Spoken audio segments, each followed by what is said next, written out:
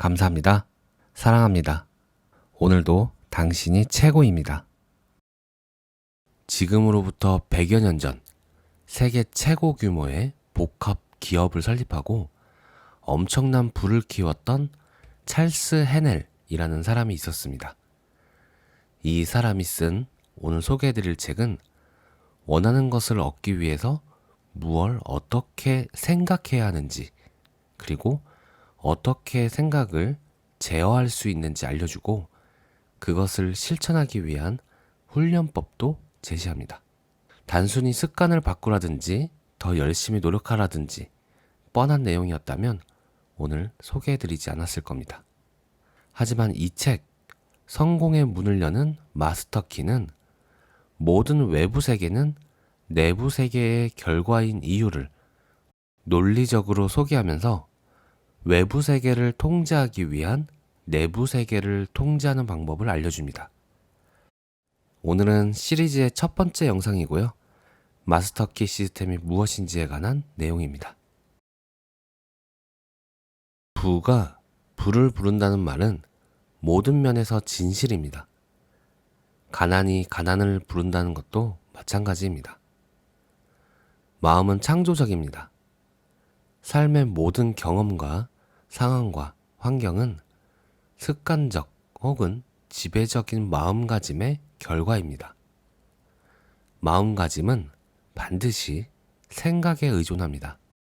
그러므로 모든 힘과 성취와 소유의 비결은 어떻게 생각하는가에 달려 있습니다. 이것이 참인 이유는 먼저 우리가 어떤 존재가 되어야만 행할 수 있고 그 존재의 역량만큼만 행할 수 있으며 게다가 존재란 생각에 좌우되기 때문입니다. 소유하지 않은 힘을 쓸 수는 없는 법입니다. 힘을 소유하는 유일한 방법은 힘을 의식하는 것입니다. 힘을 의식하는 유일한 방법은 모든 힘이 내부에서 나온다는 사실을 배우는 것입니다. 내부에는 하나의 세계가 존재합니다. 생각과 느낌과 힘의 세계, 빛과 생명과 아름다움의 세계가 비록 보이지 않지만 그 힘은 강대합니다. 내부 세계는 마음의 지배를 받습니다. 이 세계를 발견하면 모든 문제의 해결책, 다시 말해서 모든 열매의 씨앗을 얻게 됩니다.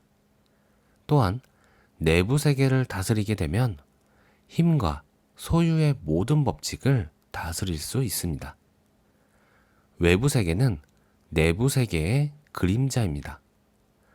외부에 나타나는 현상은 이미 내부에 존재했던 것입니다. 우리는 필요한 모든 것에 대한 무한한 공급원, 무한한 힘, 무한한 지혜를 내부 세계에서 찾을 수 있습니다. 드러나고 개발되며 표현되기를 기다리는 공급원과 힘과 지혜를 말입니다.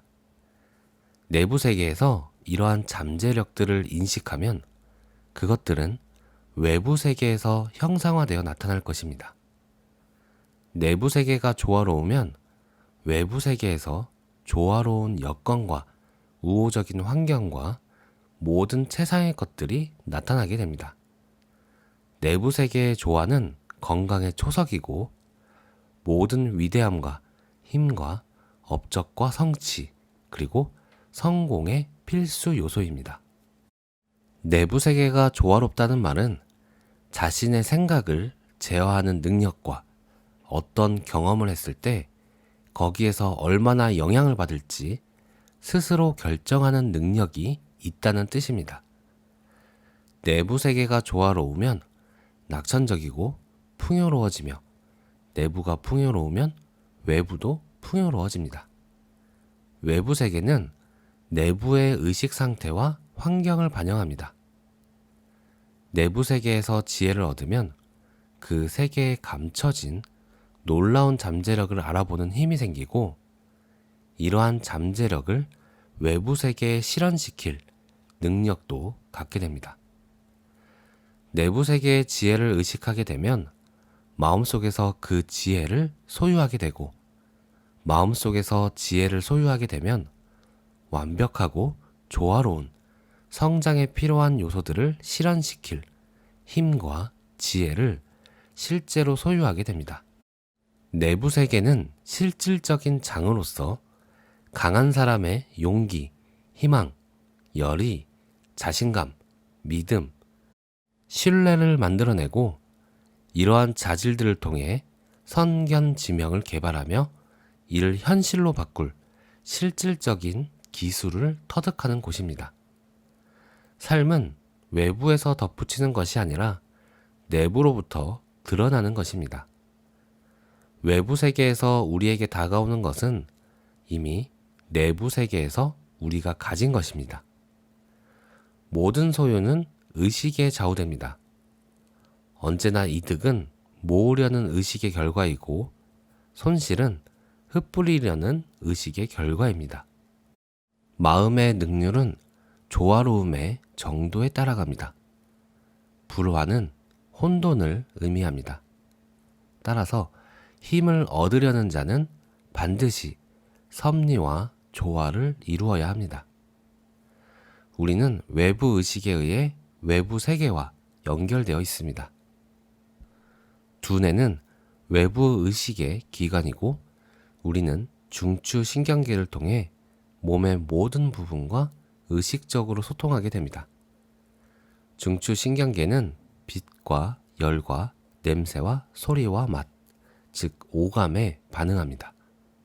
외부 의식으로 바른 생각을 할 때, 외부 의식으로 진리를 이해할 때, 중추 신경계를 통해 몸에 전달된 생각이 건설적일 때, 5가지 감각은 유쾌하고 조화롭게 됩니다.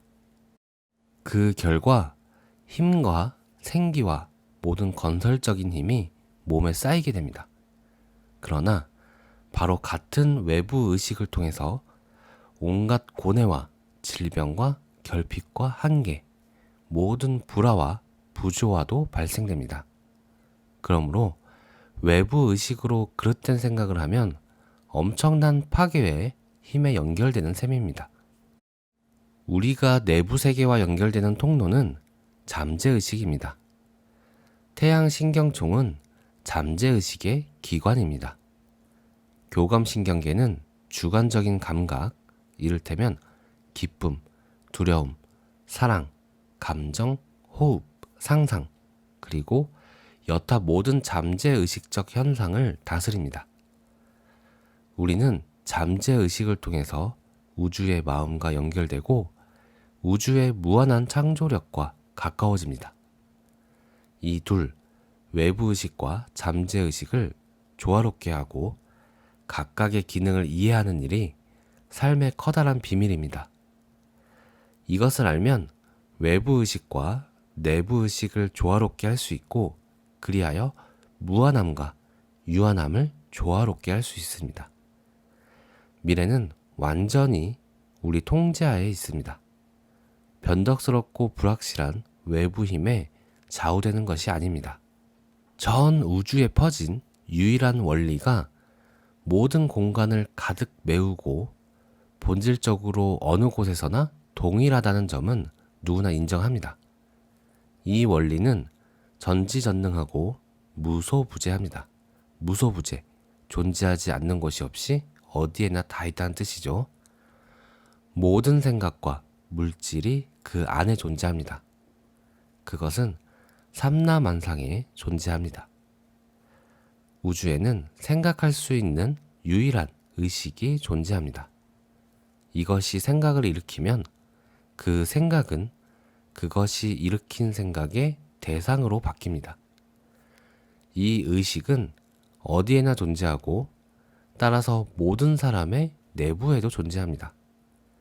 각 사람은 그 전지전능하고 무소부재한 의식이 외부로 표현된 것입니다. 우주에는 생각할 수 있는 의식이 오직 하나만 존재하므로 우리의 의식은 우주의 의식과 동일합니다. 다시 말해서 모든 마음은 하나로 연결됩니다. 이 결론을 벗어날 수는 없습니다. 우리 뇌세포에 모이는 의식은 다른 사람의 뇌세포에 모이는 의식과 동일합니다. 각 사람은 우주의 마음이 개별화된 존재입니다. 우주의 마음은 정지된 상태 또는 잠재적인 상태의 에너지입니다. 그것은 그저 존재할 뿐입니다. 우주의 마음은 오직 개별화된 마음을 통해 외부 세계에 작용할 수 있고, 개별화된 마음은 오직 우주의 마음을 통해 창조할 수 있습니다. 둘은 하나입니다. 오늘 내용은 여기서 끊으려고 했는데 내용이 좋아서 오늘은 조금 더 소개하겠습니다. 이어서 할게요.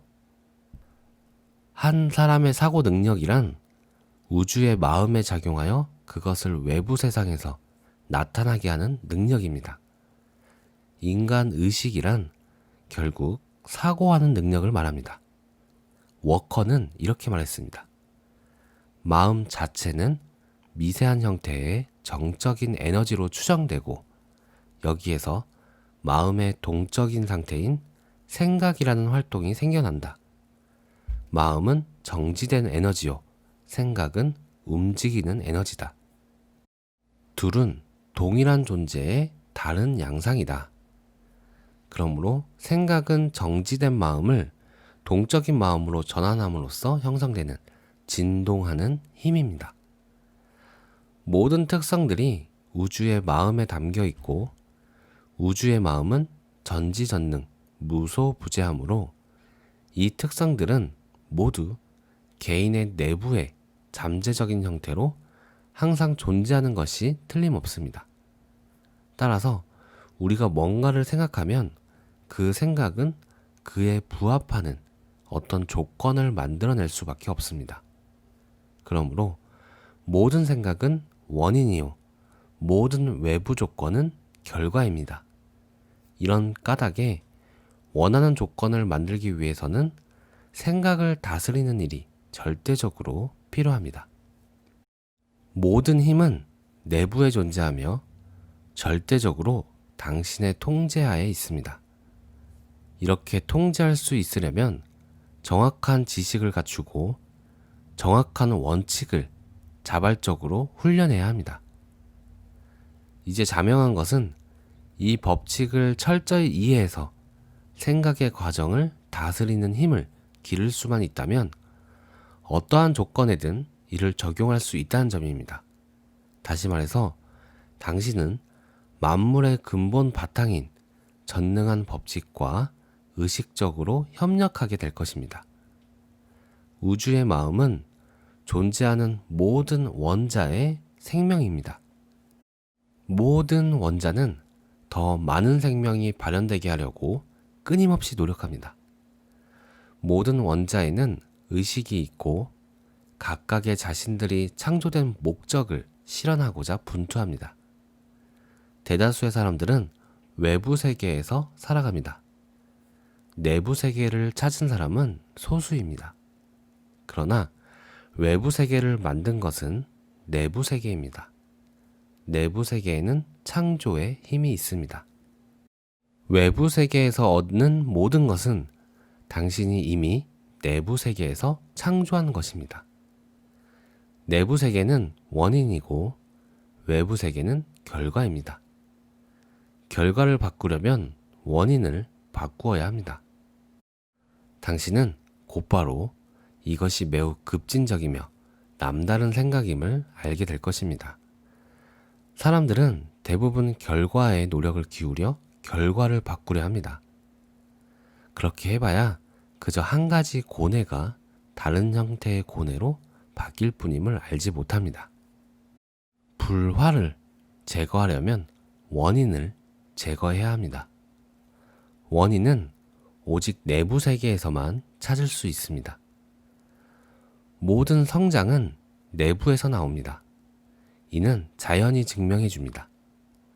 식물과 동물, 인간은 모두 이 위대한 법칙에 살아있는 증거입니다. 외부 세계에서 힘을 구하는 일은 오래전부터 계속되어 온 잘못입니다. 내부 세계는 무한한 공급의 셈이고 외부 세계는 강으로 흘러나가는 배출구입니다. 받아들이는 능력은 이 우주의 셈을 인식하는 정도에 따라갑니다. 각 사람은 그곳에서 흘러나오는 무한한 에너지가 배출되는 하나의 통로입니다. 인식이란 하나의 정신작용입니다. 따라서 정신활동이란 개인의 마음과 우주의 마음 사이에 일어나는 작용과 반작용입니다. 우주의 마음은 삼라만상에 존재하면서 동시에 그것들에 생명을 주므로 이러한 작용과 반작용이 곧 인과의 법칙입니다. 그러나 인과의 법칙은 개인의 마음이 아닌 우주의 마음이 통제합니다. 이것은 외적 기능이 아닌 내적 과정이며 그 결과는 무한히 다양한 조건과 경험으로 나타납니다. 생명을 표현하려면 마음이 존재해야 합니다. 마음이 없이는 무엇도 존재할 수 없습니다. 존재하는 만물은 그것을 창조하고 끊임없이 재창조하는 근본 원료가 하나의 형태로 표현된 것입니다. 우리는 마음의 원료라는 광활한 창조성의 바다에서 살아갑니다. 마음의 원료는 영원히 살아서 움직입니다. 가장 민감하기도 합니다. 이것은 마음의 요구에 따라 외부 형상으로 나타납니다. 생각은 이 원료가 외부로 표현되기 위한 틀 혹은 꼴을 만듭니다. 어떠한 법칙이든지 실제로 적용되기 전에는 가치를 창출할 수 없음을 기억하고 이 법칙을 실질적으로 이해하면 가난이 부로, 무지가 지혜로, 불화가 조화로, 압제가 자유로 바뀔 것임을 기억하세요. 물질적, 사회적 관점에서 이보다 더 큰 축복은 결코 있을 수 없습니다. 이제 적용해 봅시다. 방해받지 않고 혼자 있을 수 있는 방을 정하세요. 곧바로 편안하게 앉되 축 처지지는 마세요. 생각은 흐르는 대로 두되 15분에서 30분 정도 전혀 움직이지 말고 앉아 있으세요. 3, 4일 혹은 일주일 정도 이 과정을 반복하면서 육체를 완전히 통제할 수 있게 하세요. 어떤 사람에게는 쉽겠지만 대다수 사람에게는 매우 어려울 것입니다.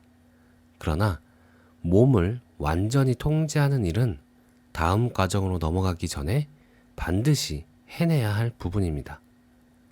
다음번에는 다음 단계를 위한 지침을 제시하겠습니다. 그동안 이것을 완전히 터득하지 않으면 안 됩니다. 오늘 내용은 여기까지입니다. 지금까지 소개해드렸던 영상 중에 가장 긴 것 같은데 한 문장 한 문장이 다 좋아서 어쩔 수 없었습니다. 가장 인상 깊었던 구절은 생각은 정지된 마음을 동적인 마음으로 전환함으로써 형성되는 진동하는 힘이다. 그동안 수없이 들어왔던 생각을 바꾸면 인생이 바뀐다는 말의 의미를 이해하는데 한 걸음 더 나아간 느낌입니다. 이 책도 주기적으로 시리즈로 소개해드릴 예정이고요. 오늘도 시청해주셔서 감사합니다.